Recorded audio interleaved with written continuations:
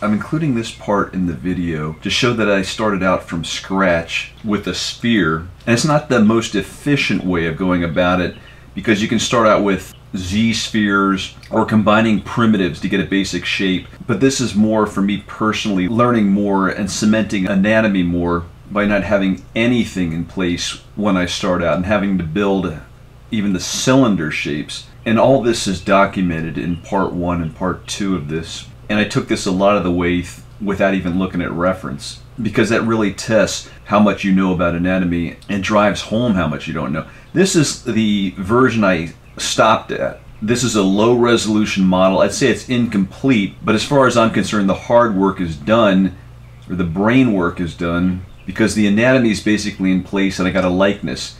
What takes the time after you get to this point is adding all the detail and making sure all the T's are crossed and the I's are dotted, and you have all the sharp delineations. I created UVs in ZBrush.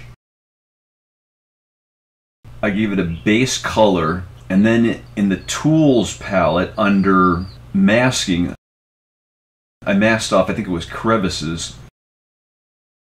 You could do ambient occlusion or whatever you want, but I wanted to add some areas that were kind of rust colored or dirt colored for kind of an antique look.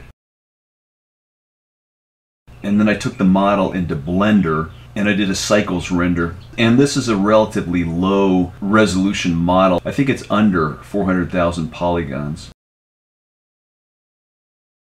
And even though this is only about 40% of what I'd consider finished, the lighting and the rendering in Blender is enough of a finishing touch that it looks like a real sculpture in the outdoors.